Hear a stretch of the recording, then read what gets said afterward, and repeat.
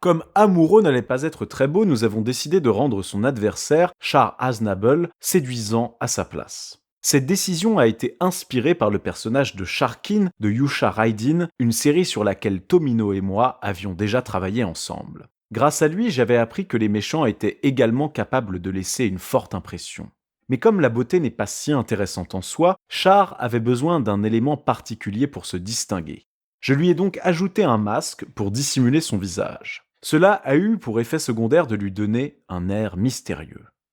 Gundam est sorti pendant une période de transition où les animés s'éloignaient du modèle standard du héros. Même s'il s'agit d'un drame militaire, il y a toujours des parties irréalistes. Prenez la cape de Char par exemple. Je voulais qu'il en porte une, mais si elle était trop longue, elle aurait l'air trop caricaturale, alors je l'ai faite à sa taille. Quant à son casque, ses cornes ne servent à rien si ce n'est à représenter un danger. Mais je me suis dit qu'un personnage d'animé avait besoin d'un ornement supplémentaire. Ces détails m'ont beaucoup préoccupé, et en optant pour des compromis, tout est devenu plus compliqué.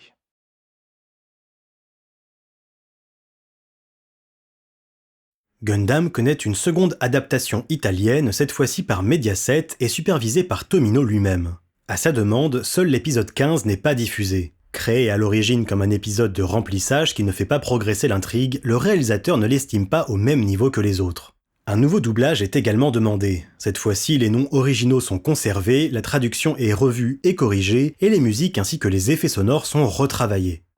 Avanti, vestiti e andiamo, e cerca di sbrigarti. Amuro! Appena ho finito di assemblare questo computer. Stai scherzando? Non hai sentito l'ordine di evacuazione? Un ordine di evacuazione? Sì, ho sentito una sirena, però non...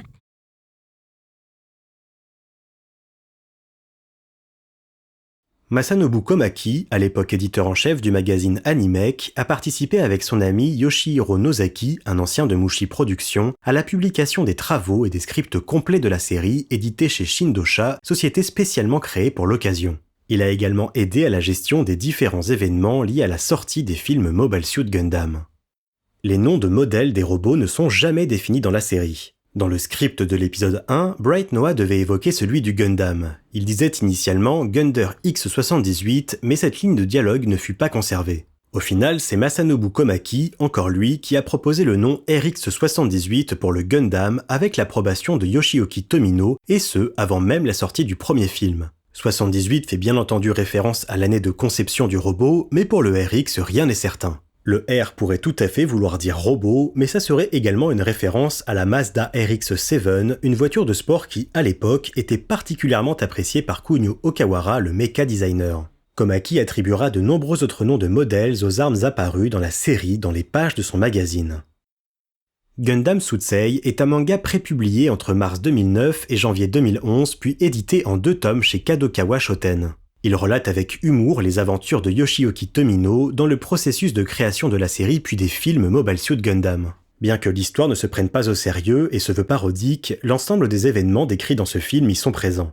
Parmi les protagonistes, nous retrouvons également Yoshikazu Yasuhiko, le directeur d'animation, Kunio Okawara, le mecha designer, Chuichi Ikeda, le doubleur de Char Aznable, Toru Furuya, le doubleur d'Amuro Ray, Ichiro Itano, animateur, et Masanobu Komaki, l'éditeur en chef d'Animec, pour ne citer que ceux dont vous avez pu entendre la voix dans ce documentaire. Le numéro 601 du mensuel Out, sorti en mars 1980, est devenu légendaire pour avoir publié une illustration représentant le personnage de Saylamas complètement nu. L'histoire veut qu'en ayant vu cela, Yoshioki Tomino, fou de rage, aurait appelé la rédaction pour leur signifier que non seulement leur design de Sayla était raté, mais surtout qu'ils se sont trompés dans la couleur de ses mamelons qui serait en fait rose. Ce numéro a dû être réimprimé pour satisfaire des ventes sans précédentes.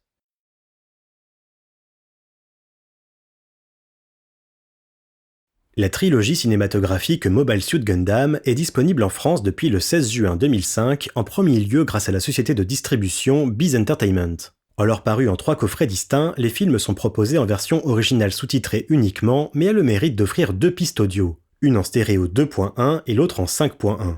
Il faudra attendre le 19 avril 2017 pour que All The Anime propose un coffret en Blu-ray.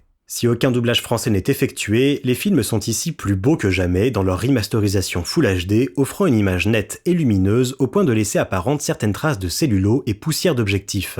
Chose devenue obsolète avec les productions numériques actuelles et qui ravira les plus nostalgiques. Les bandes-son stéréo et 5.1 ont également subi un nettoyage et les sous-titres ont été revus et corrigés selon les nouveaux codes de traduction instaurés depuis. On ne parle par exemple plus de calendrier universel, mais de siècle universel, de façon à être raccord avec les futures productions Gundam qui adoptent donc un champ lexical commun.